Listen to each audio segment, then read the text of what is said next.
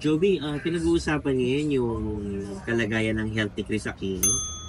Ah, marami nag-aalala, no? Marami ring interesado. Ano talaga yung kahinat na ng kalusugan niya? Pwede mo bang basahan mo? Hindi, actually, di ba nabasaan ko na yan before? Mm-hmm. Sabi ko nga baka umayos at makabalik sa showbiz. So, I'm still hoping pa rin. Kasi sa dami na nagmamahal kay Chris Aquino, kahit naman ako nag-alala, kahit naman si Kumaring Pokwang nag-alala rin. Kanina nag-iusapan ng Maring Pokwang. Anyway, tingnan natin kung ano talaga ang kalagayan. Iladaan ko muna sa hula, pero syempre hula lang naman ito. Wala namang masama kung magtag-try tayong basahin sa baraha. Since manghula rin naman ako. Hindi pala ako manghula. Psychic ko ako. Celebrity psychic. Celebrity psychic. Pero gusto ko talaga siyang gumaling. At marami pa rin ang nag-hope na makabalik siya sa showbiz. Pero dahil nasa kalagayan niya, prayer na lang ang maaaring maibigay natin. Hindi, I mean, ang still hoping pa rin naman makabalik si Chris. Isa ako sa mga naghihintay pa rin naman. Marami pa rin naman umaasa at naghihintay sa kanya. Kasi alam ko pa rin marami nagmamahal sa kanya. Siya kaibigan mo siya? Oo, at marami pa rin ang nagdarasal na humihingi sa Panginoon Jesus na gumaling nawa. No?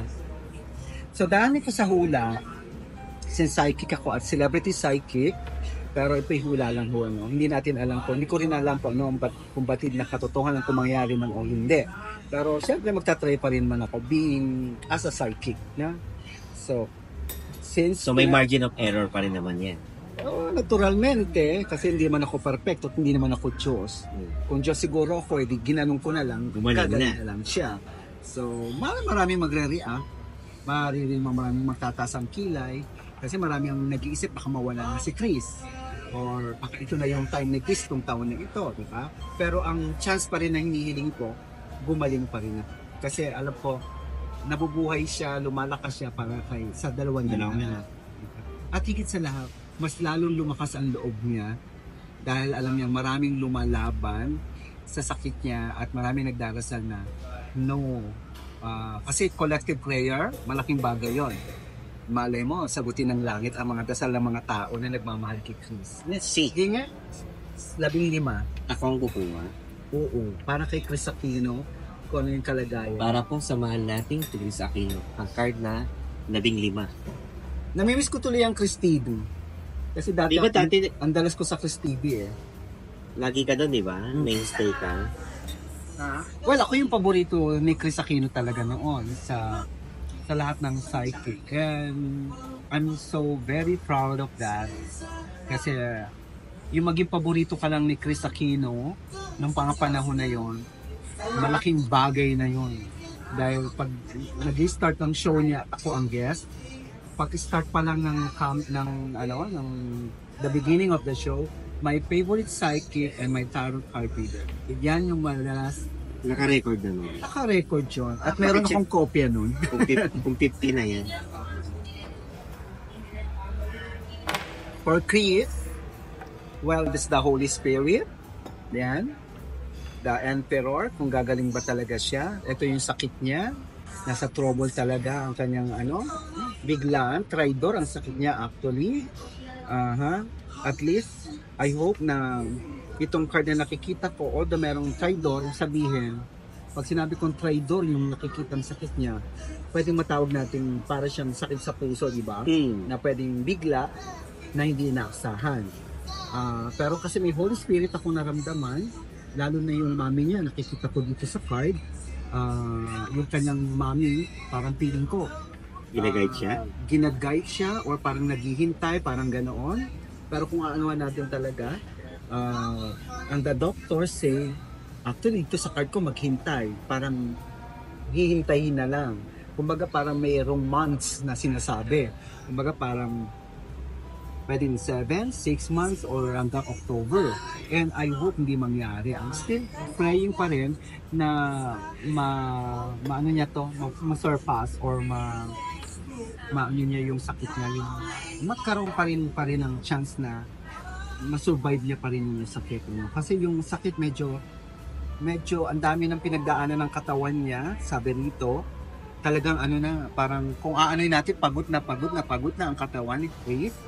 Pero yung kanyang heart and yung kanyang emotion, yung kanyang will, napaka-strong para mabuhay. No? Ang ano ko lang, nandito ako sa 50-50 talaga ha. Pero still, pinangahawakan ko pa rin na gagaling si Chris. Yan pa rin ang pangahawakan ko.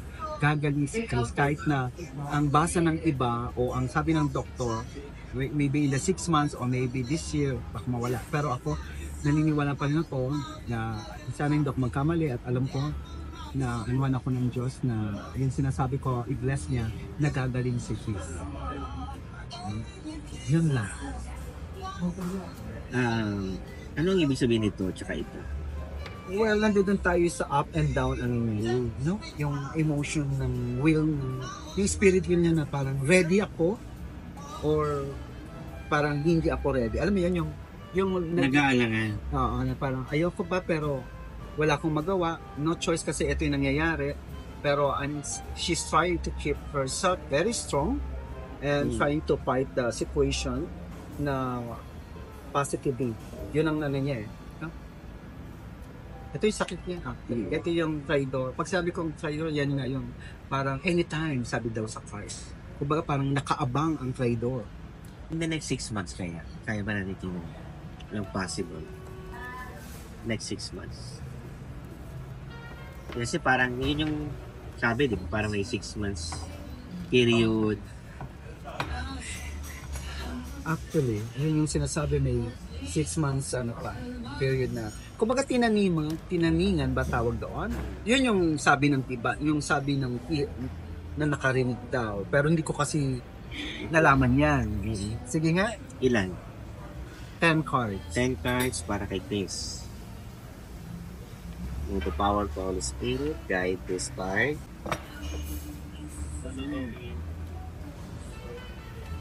Six months.